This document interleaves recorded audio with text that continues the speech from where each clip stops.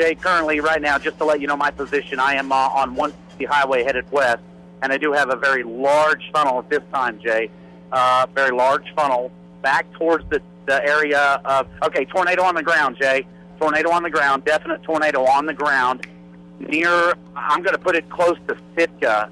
Well, Jay, what a mess we've had out here. I'll tell you, we have been up and down U.S. Highway 83 and on some of the local roads, and I've got to tell you, Jay, it certainly has not been fun. And I just want to let everybody know that this is actually, you went through your video, and this is a freeze frame from your video, correct? That is right, yeah. This is a freeze frame from the video. As you know, and I've been telling everybody all night long, we lost available light. So, you know, you have to use lightning or power flashes to your advantage. And that's what we did. So I took the time to go through my video, and that's that monster tornado. Very, very, very big tornado. And again, the light around it is not lightning. That is power flashes, just as that tornado is entering Greensburg. Those were the survivors we talked to, correct? Yes, absolutely. That was the one of the survivors that you and I believe Susan did the phoner with. That was their vehicle. Consequently, guys, underneath that vehicle, right underneath the front wheel, just to the back, that's where they were hiding at. That's the closet that they were in. Here's a look at the spookiest house on the street through the eyes of cake photojournalist Lanny Dean, and it's this week's signature story. This is my hobby, I guess. We started almost 20 years ago. Lived here 19 years. It started with like 3 tombstones, and it's grown to this. My name is Kevin Brown. I'm building tombstones, which is something we do for our Halloween, our yard decorations. This is pretty darn cool. You gotta have pictures of this. This is great.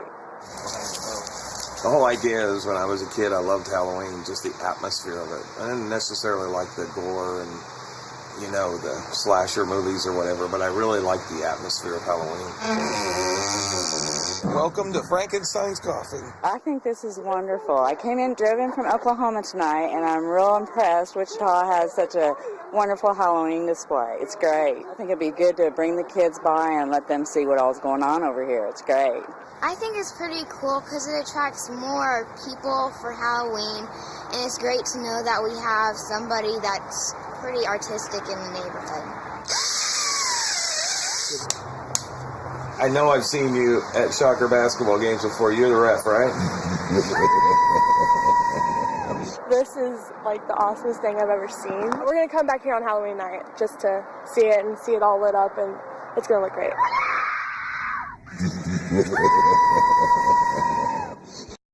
The races are going on all weekend at the Quick Trip Center. Channel 2 photojournalist Lanny Dean brings us the sights and sounds. Riders ready. This is where races are won and lost here. Everybody trains for this race right here because it's the finals before the end. They said, hey, let's go to a big race, and Tulsa was the one we wanted to go to. I think it's a great place to have this race, like a great facility, and seem to have nice people around here.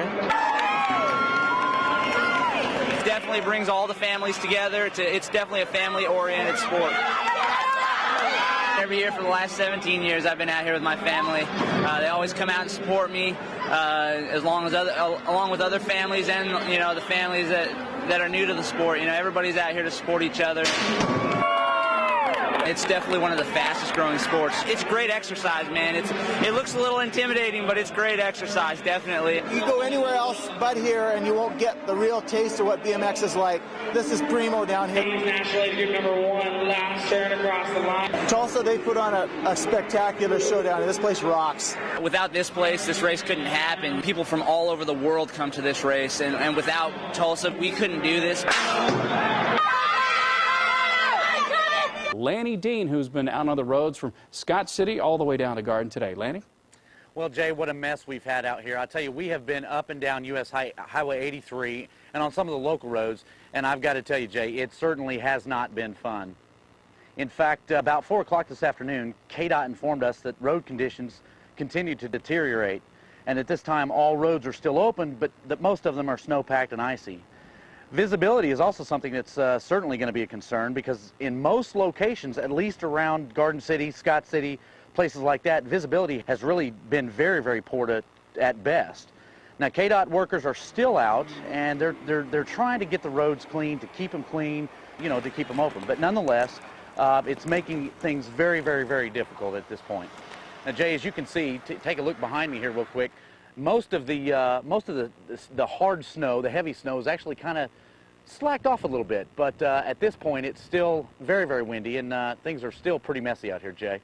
For now, we're live in Garden City. I'm Lanny Dean, Cake News.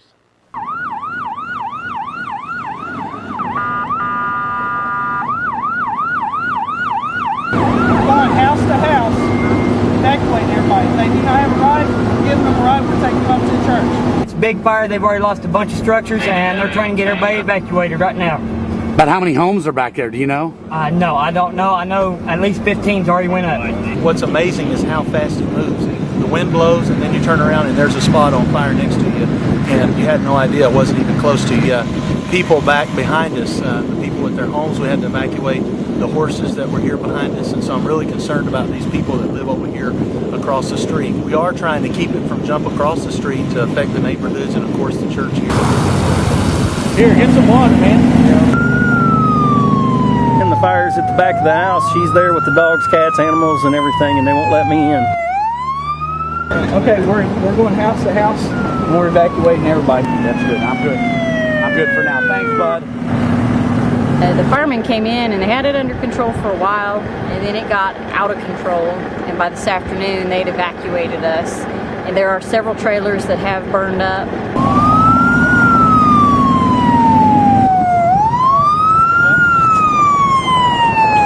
Experience the burn shirt on.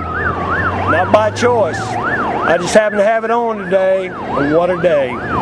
All the wind, we wanted wind, and now we get it today. Tell me, I mean, this is horrible. I guess you guys lost a shop?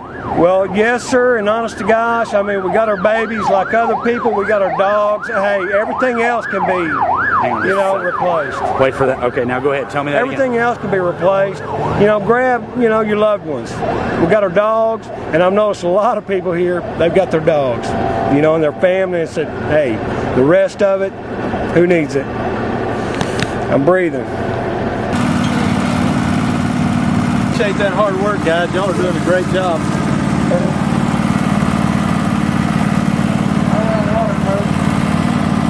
Oh, thank you. You bet. Man, you deserve that S on your chest today. Thank you. Those guys are doing a great job. Whatever we can do to help them.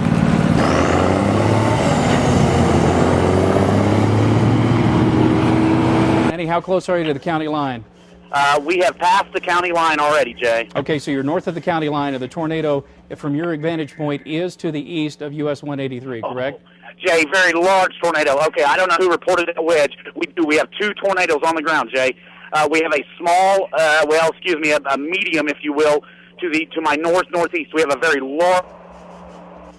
large wedge tornado on the ground that's going to be almost due north of my location. I'm going to put it about 5 miles, Jay, about 5 miles, I'm guessing. All right. North, maybe 5 to 8 miles north of my location right now. Let's go back over to Lanny Dean, who's in Greensburg. Lanny?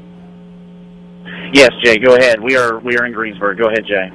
And you have somebody to talk with us? Yes, absolutely we do. Let me just kind of break this down for you. Right now, currently, Jay, we are at the western edge of the town, and we are at the motel that used to be basically at the western edge of town. Right now, currently, we have the owners with us that survived this tornado by going into the closet. Man, what's your name real quick? Leela. I'm going to put Leela on the phone to do a phoner with you or Susan, Jay. Here she is real quick. Everybody know that this is actually, you went through your video, and this is a freeze frame from your video, correct? That is right. Yeah, this is a freeze frame from the video. As you know, and I've been telling everybody all night long, we lost available light. So, you have to use lightning or power flashes to your advantage. And that's what we did. So I took the time to go through my video, and that's that monster tornado. Very, very, very big tornado. And again, the light around it is not lightning. That is power flashes, just as that tornado is entering Greensburg. All right, Lanny, and we saw the other video that you sent us. Basically, it's the house in the car that's in the hotel. And you said those were the survivors we talked to, correct? Yes, absolutely. That was the one of the survivors that you and I believe Susan did the phoner with. That was their vehicle. Consequently, guys, underneath that vehicle, right underneath the front wheel, just to the back, that's where they were hiding at. That's the closet that they were in. So obviously, what you don't see is the backside of that motel, which is actually gone now. There's nothing left. So not just the roof, but the entire backside, and of course, this is the kind of destruction that we've seen in Greensburg all evening long, Jay. Most kids his age are playing the latest video game and starting their Christmas list. One Green Country boy is living his life to help others. Photojournalist Lanny Dean brings us the story of 11-year-old Johnny Crater.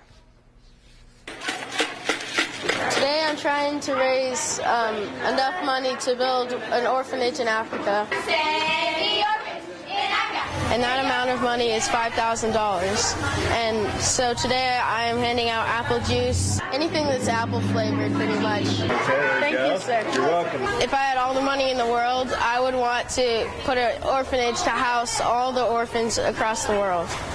And that would be the coolest thing to me if I could do that. We ask ourselves all the time, where in the world did he come up with this idea? Thank you so much. It was like, kazing, you know, he got grabbed by this idea of helping the orphans in Africa. He believes that God is his partner in everything he does. I couldn't have done this if I didn't believe in God. I couldn't have gotten to where I am right now without him. God has put into people's heart the same dream of changing the world as Johnny has. It just makes me proud. It really feels good when you do something. It makes you feel the greatest you could ever feel.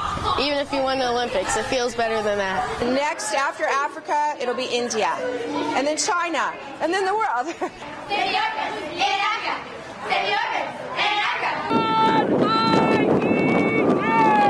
Screaming insults, spitting on the American flag. Not what you expect to see at a funeral. My God, man. That's a dead man laying over there that died for this country. And those sons of bitches do that. Jesse Davila of Greensburg died in the war in Iraq. People here are disgusted with Reverend Fred Phelps's antics. It's a disgrace. It makes me very sad. This great nation has despised God and spit in his face and turned their back on him, and now he's turned his back on them.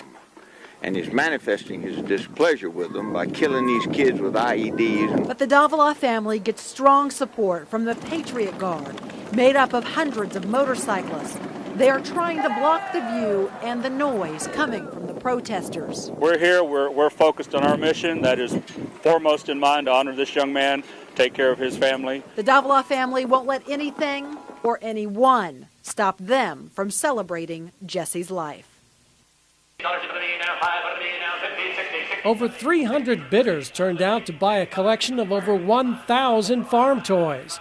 The toys belong to Lauren and Louetta Enns, who are donating the proceeds of the auction to the Mennonite Charitable Foundation. There were tractors and combines, balers and trucks, many in mint condition and still in the box. Lauren Enns began collecting 35 years ago, and before he knew it, he had filled his basement with a toy world to rival Santa Claus. But the 79-year-old farmer says you can't take it with you, so it's time to sell. Still, parting with all this wasn't easy. Let me put it this way. Last night I never slept. And it kind of saddens me. But I know it's going for a good cause, and at my age, you don't need to keep it anymore. Some of the toys bought for a couple of dollars years ago sold for $200 or $300 today. And that didn't stop people like Lauren Erickson and her husband, who were happy to score this Case tractor. How many toys have you bought today, Lauren? 25. How many? 25. Well, there went their income tax refund.